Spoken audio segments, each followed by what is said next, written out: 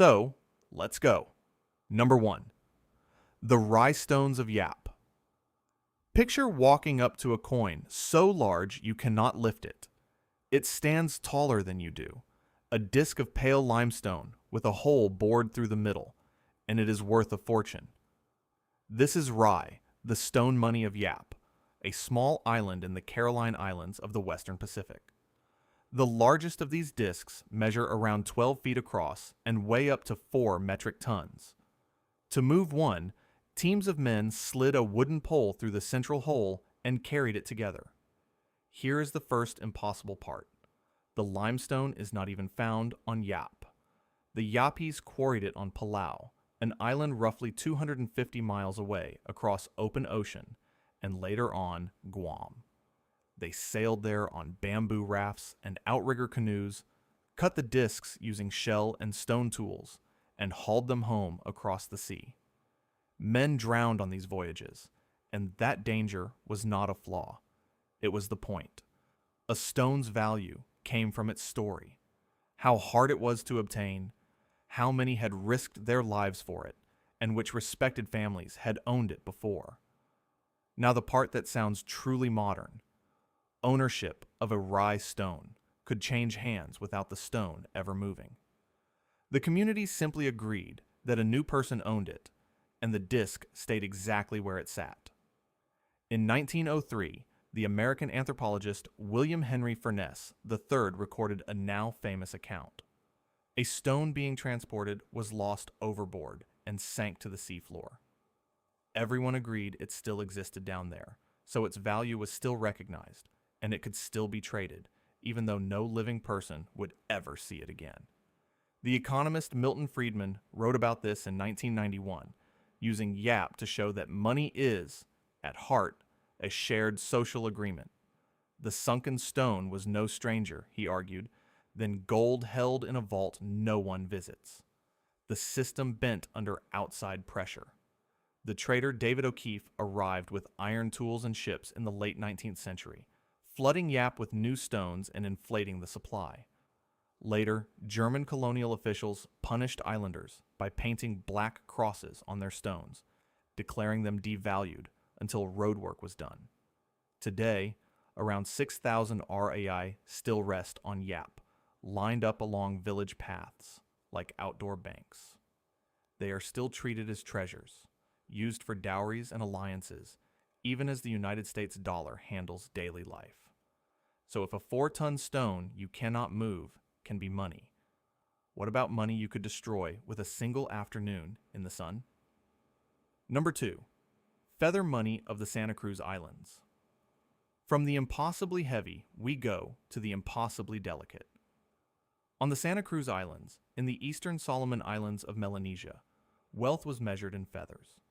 The currency was called tevao, and a single unit was a coil of plant fiber backing covered in thousands of tiny red feathers, laid in overlapping rows like the shingles on a roof.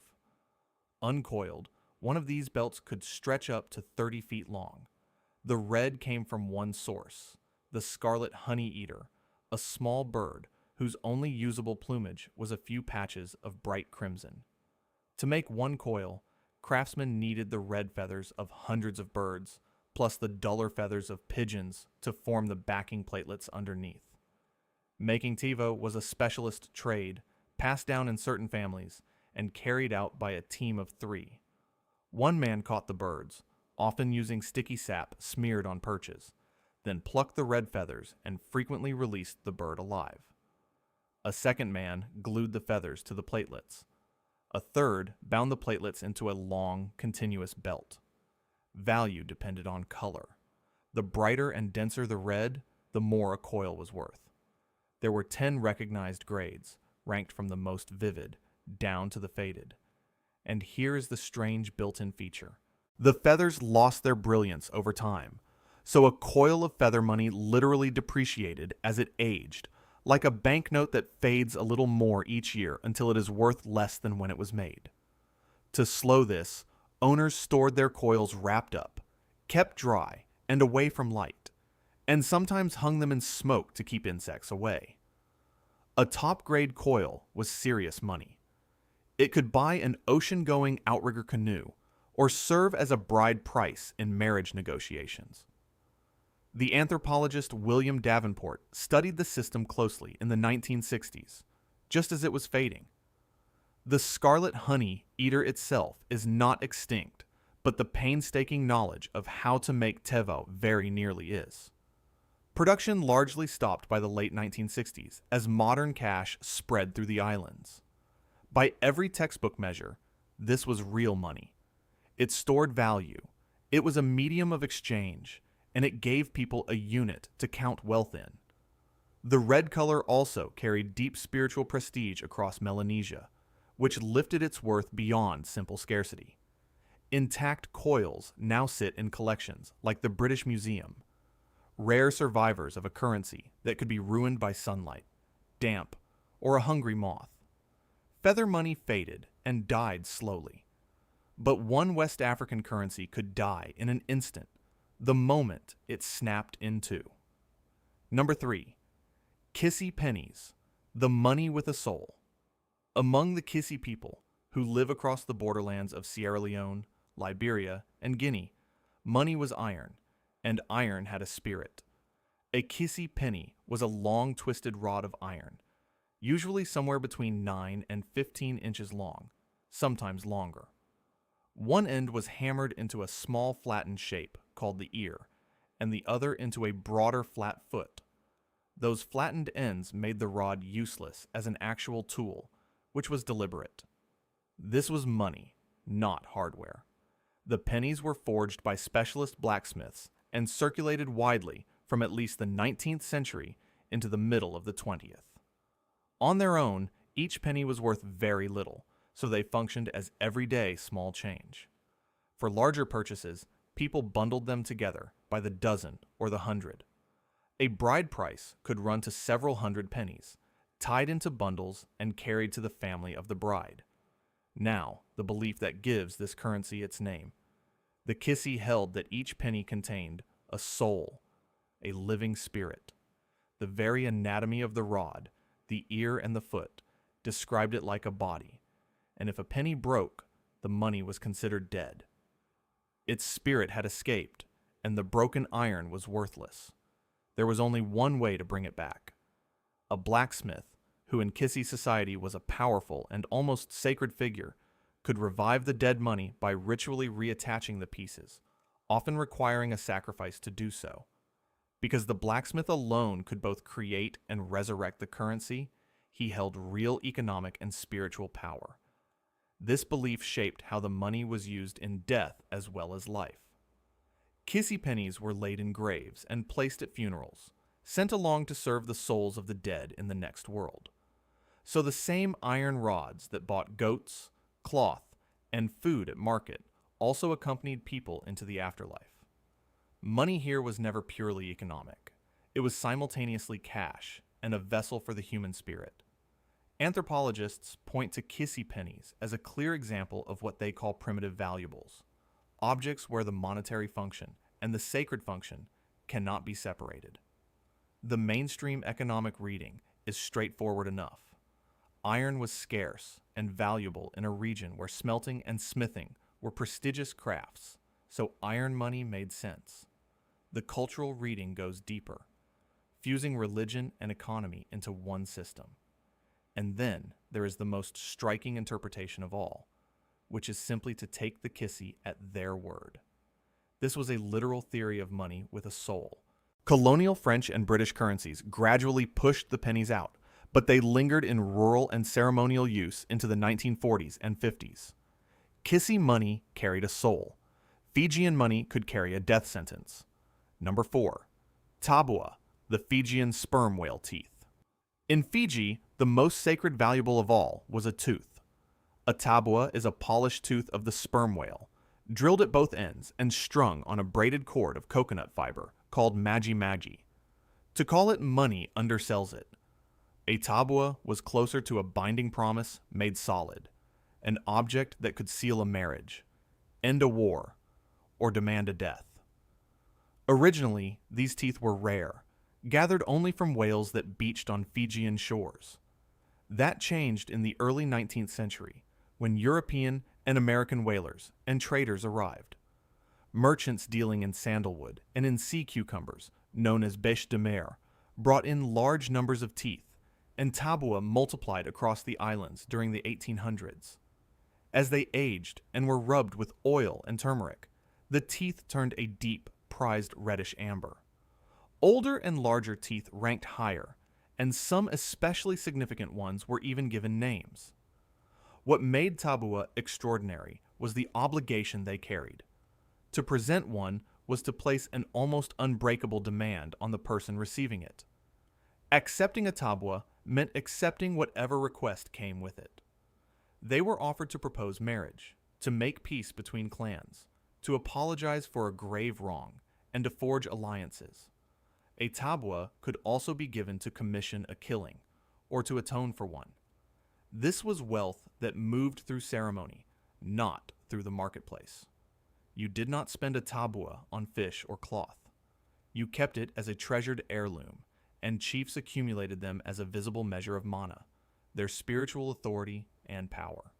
The tradition is still alive today. A tabua is presented at births, deaths, weddings, formal welcomes, and acts of reconciliation, almost always with a formal speech and a bowl of kava. That presentation amounts to a binding social contract. Because sperm whales are now protected, the trade and export of tabua are tightly restricted under international agreements such as CITES, though ceremonial use within Fiji continues. The word itself reveals its nature. Tabua is linked to the same root that gives us the word taboo, the sacred and the forbidden. 19th century missionaries quickly learned how central these teeth were, and were sometimes presented with them as gifts. The reddish patina was deliberately cultivated over generations, so that age itself became visible and valuable, a kind of wealth you could see deepening in color.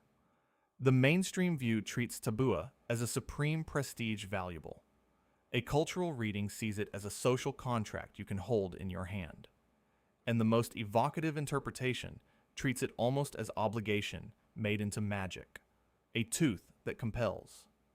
Tabua bound people together. The next currency on our list was used to buy and sell people. Number 5.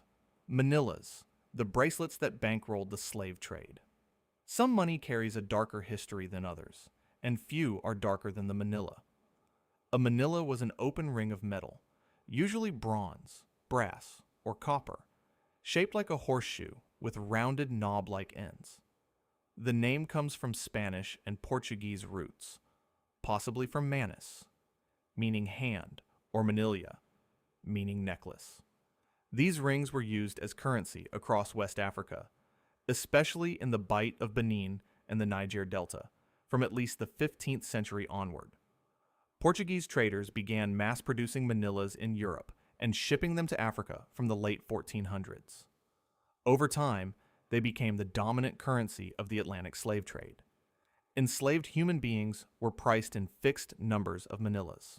Records from 1505 note that in some areas a person could be bought for roughly 8 to 10 manillas, though these values shifted enormously over the centuries.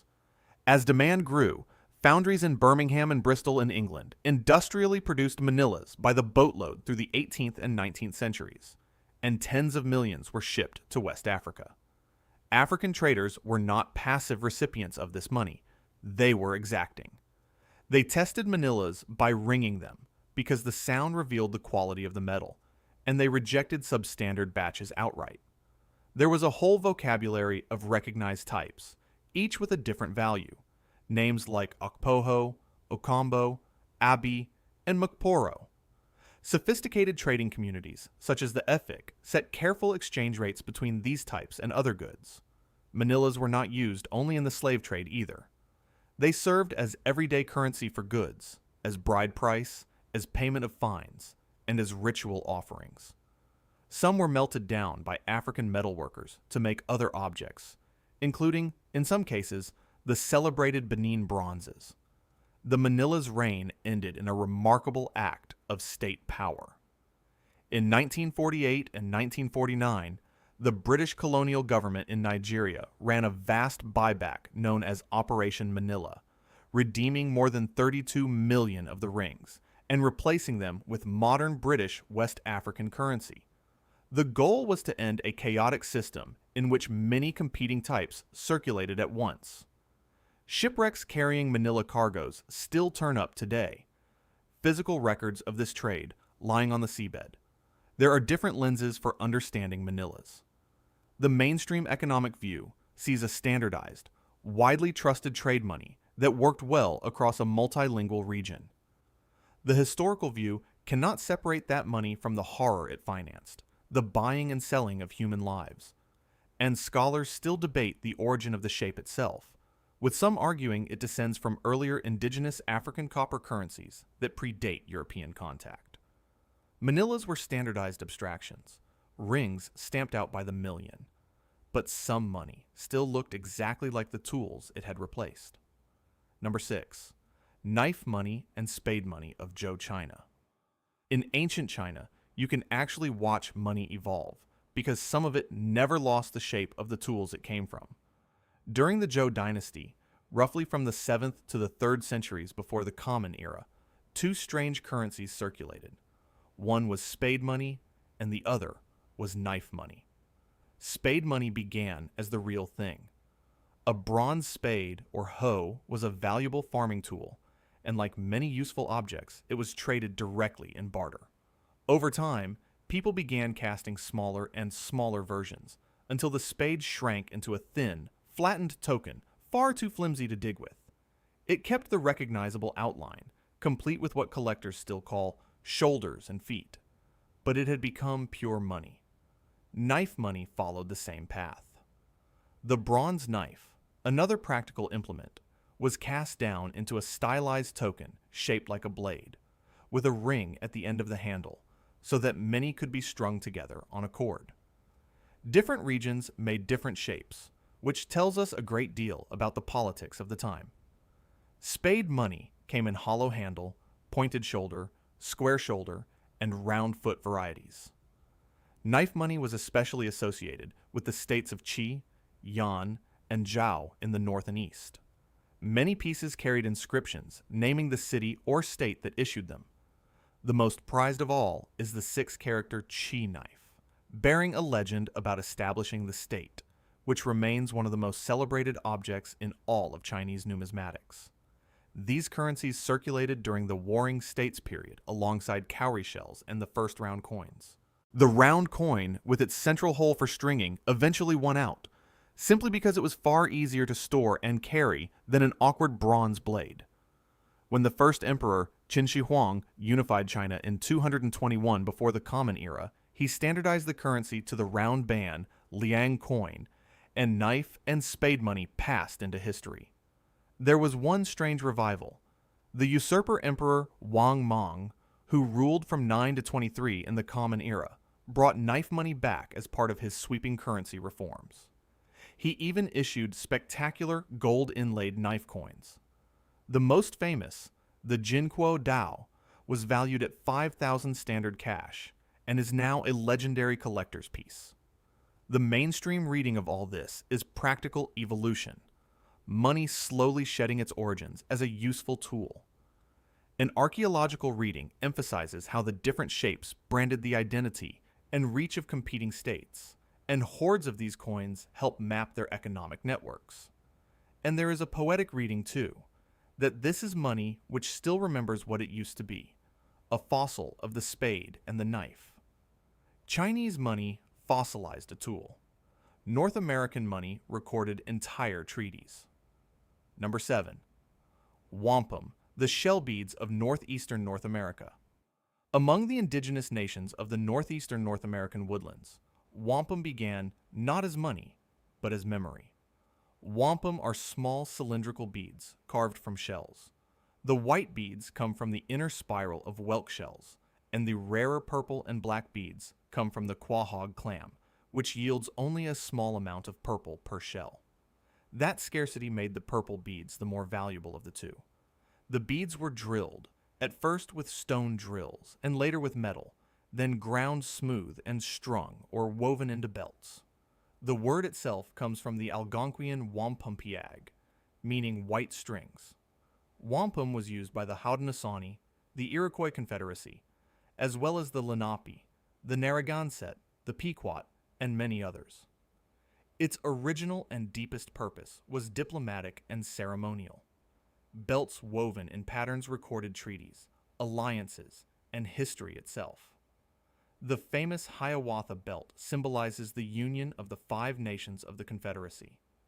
These belts were mnemonic devices, and specially trained readers could recite the agreement encoded in their patterns, holding entire treaties in woven shell. Then the Europeans arrived, short on coined money. In the 17th century, colonists adopted wampum as currency to fill the gap. In 1637, Massachusetts Bay made wampum legal tender for sums up to $1, and authorities set formal exchange rates, a fixed number of white beads, with half as many purple, equal to an English penny. The Dutch in New Netherland used it heavily in the fur trade with native nations. For a few decades, sacred record-keeping had become hard cash. That transformation carried the seeds of its own collapse. Once metal drills made mass production possible, the supply of wampum exploded. Counterfeiters dyed cheap beads to imitate the valuable purple. The flood of beads and fakes caused wampum to depreciate, and by the late 1600s it had been demonetized as English coin became available. A wampum factory, run by the Campbell family in Park Ridge, New Jersey, kept manufacturing beads into the 19th and early 20th centuries, long after its money days had passed. But wampum never lost its true meaning. For the Haudenosaunee nations, wampum belts remain sacred records to this day, and a number have been formally repatriated from museums back to the nations they belong to. The labor of hand drilling those thin beads is what gave authentic wampum its original value. The mainstream colonial view saw a convenient currency.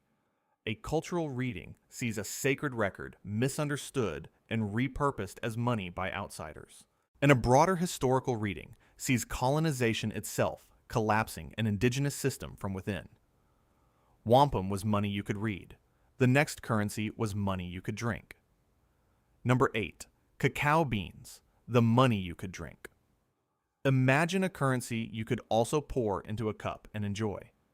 Among the Maya, the Aztecs, and other peoples of Mesoamerica, cacao beans, the seeds of the Theobroma cacao tree, were exactly that, both money and a luxury drink.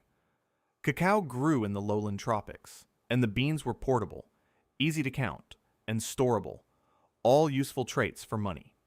The Aztecs, whose highland heartland could not grow cacao, received it as tribute from conquered provinces and treated it as treasure. Spanish chroniclers arriving from 1519 onward were astonished, and they wrote down the prices. A 16th century list records a turkey hen worth about 100 cacao beans, a turkey egg worth 3, a tamale worth a single bean, and an avocado worth 3. A rabbit went for around 30 beans. For larger sums, people used quachtli, woven cotton cloaks, as a higher denomination, with one cloak worth somewhere between 65 and 300 beans depending on quality. Where there is valuable money, there are counterfeiters, and cacao was no exception. Fraudsters would carefully hollow out the shell of a bean and refill it with mud, wax, or avocado paste, then mix the fakes in with the real beans. Counterfeiting cacao was treated as a genuine crime, which tells you these beans were taken every bit as seriously as coins. The beans had to be of good quality and the right variety, and spoiled or shrunken ones were discounted. The truly remarkable thing is that this was money you could literally consume. The elite drank cacao as a frothy, spiced, often bitter beverage called zocolatl. So a wealthy Aztec could, in principle, drink his own fortune. Montezuma's storehouses were said to hold enormous quantities of cacao beans, held as both treasure and supply. The same beans were used in rituals, weddings, and religious offerings, blending the sacred and the economic, just as we have seen elsewhere. Codices recorded the cacao tribute quotas that conquered provinces had to pay. Cacao money also reveals a problem unique to perishable currency. Beans could rot, sprout, or simply be eaten, which made them difficult to store as long-term wealth. Even so, the system was durable in its own way. Cacao continued to serve as small change well into the Spanish colonial period, circulating alongside Spanish coins, and in some regions it was still used for petty transactions into the 19th century. The mainstream view treats cacao as classic, consumable commodity money. An archaeological view ties it to the tribute economy that fed the Aztec Empire, and there is simply the delightful oddity of edible money. Cacao ruled one region of the world. One tiny shell ruled nearly half the planet. Number 9. Cowrie shells, the most widespread money in history. If you want the single most successful currency in human history, you may be surprised to learn it was a sea snail shell. The money cowrie, known to science as Monetaria moneta, is a small, glossy shell with a distinctive toothed slit along its underside. It was used as money across Africa, Asia, and the Pacific for more than 3,000 years, making it one of the longest-lived currencies ever devised. The shells came mostly from the warm waters of the Indian Ocean and the Pacific, with the Maldives serving as the great historical center of supply. In China, cowries were used as money as far back as the Shang dynasty, between roughly 1600 and 1046 before the Common Era. Their importance ran so deep that the Chinese character for money and wealth derives from the pictograph of a cowrie shell. From the Maldives, the shells were exported by the boatload, carried first by Arab traders and later by Europeans across vast distances. It was in West Africa that cowries reached their peak. They became central to the regional economy, used for ordinary goods and, like the manilla, woven into the slave trade through the 19th century. European traders grasped the profit in this. They bought cowries cheaply at the source and shipped them to West Africa, where the shells were far more valuable. To handle large sums, people counted cowries in standardized units, strings, heads, and bags. A string might hold around 40 cowries, and a single bag could contain up to 20,000 shells. Why did a snail shell make such good money? It was durable, naturally uniform in size, almost impossible to counterfeit, and easy to count. But the same qualities that made it reliable also made it vulnerable to oversupply. In the 19th century, steamships began dumping huge quantities of cheap East African cowries, a closely related species, into West African markets. The flood of shells caused severe inflation and helped collapse their value.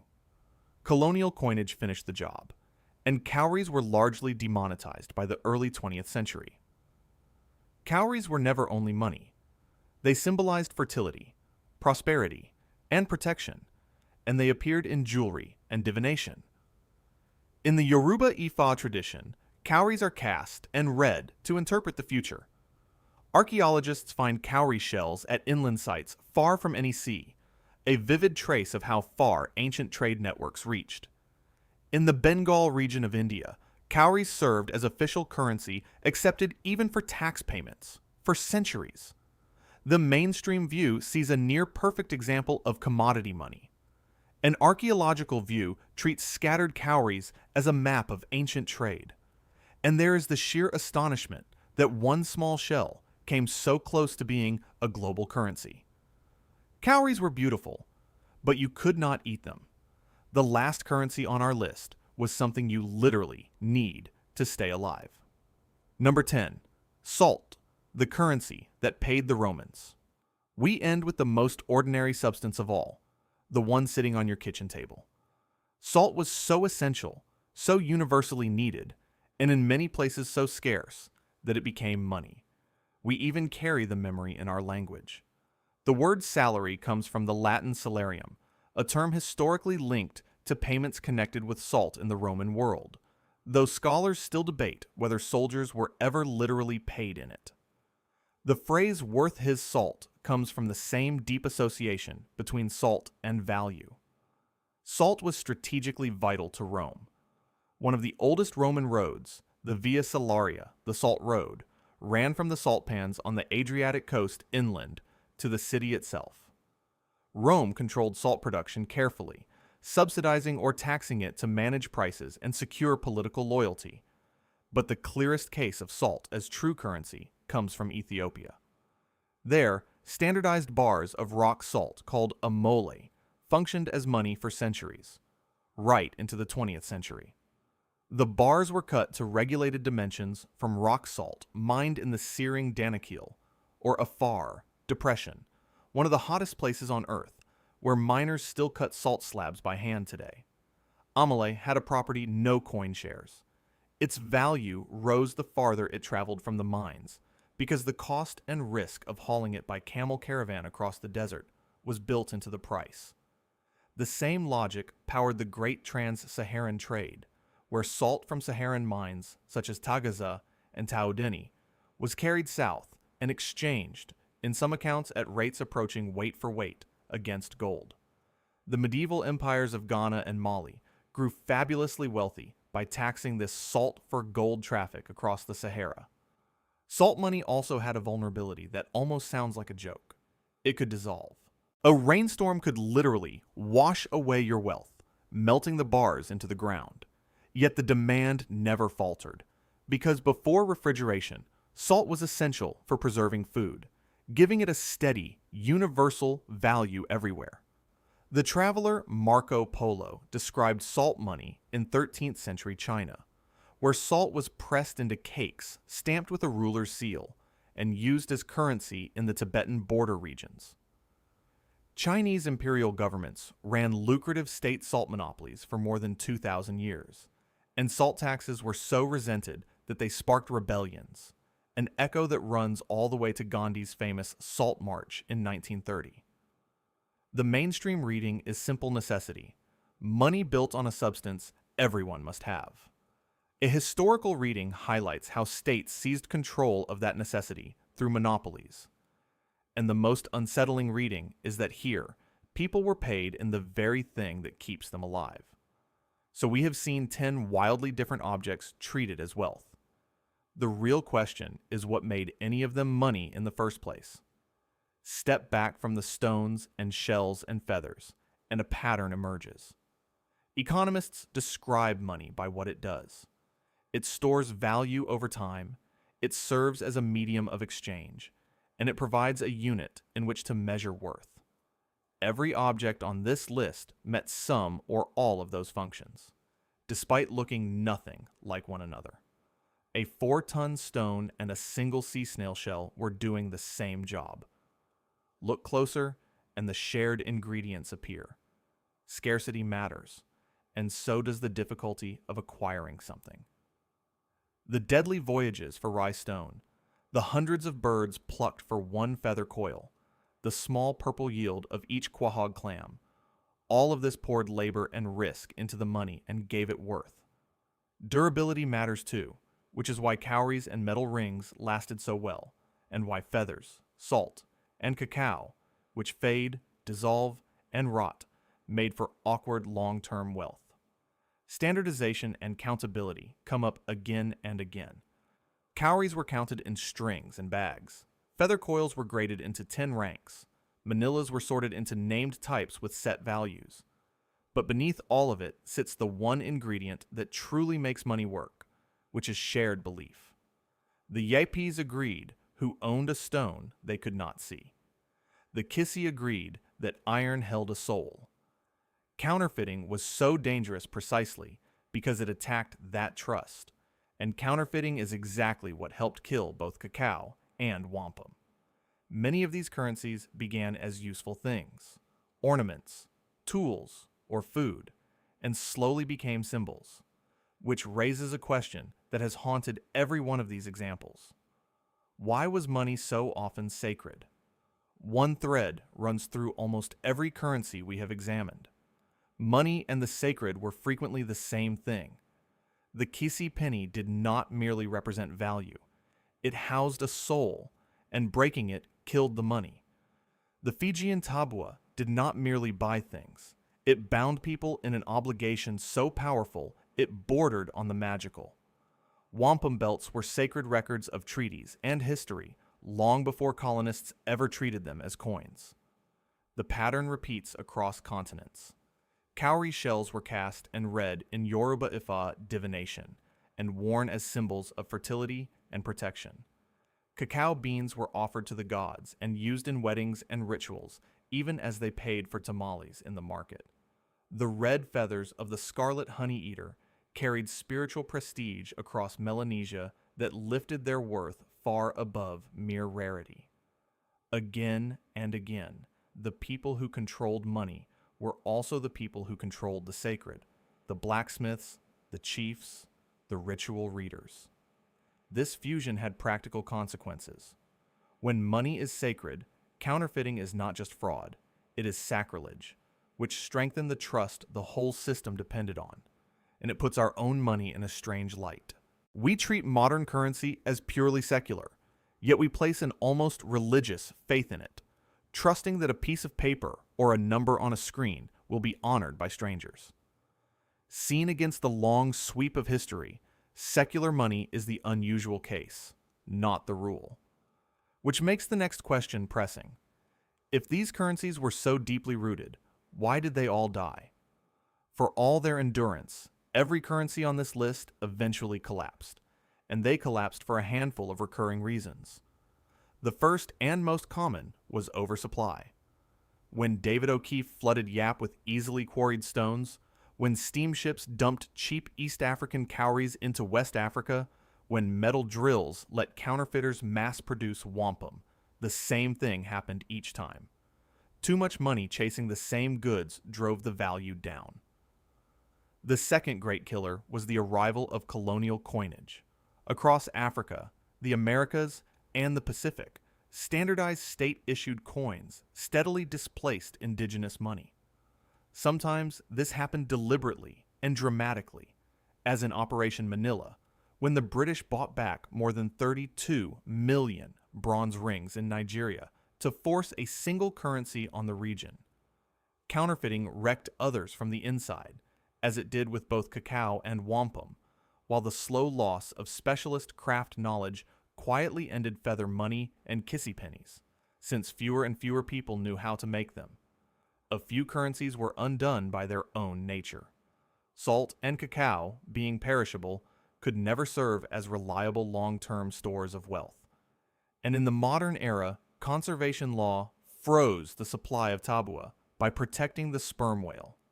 There is still a great deal we do not know. Exact historical exchange rates, the full geographic reach of these currencies, and the lost denominations and grades are often impossible to reconstruct. Archaeology keeps revising the picture, from Manila cargoes found in shipwrecks to cowrie shells turning up at inland sites far from any coast. These systems died, but they did not vanish completely. Some of them are still with us. It would be easy to file all of this away as dead history, but pieces of these currencies are still very much alive. In Fiji, the tabua is not a museum object. It is still presented at the highest ceremonies, at weddings, funerals, formal welcomes, and acts of reconciliation, carrying the same binding weight it always has.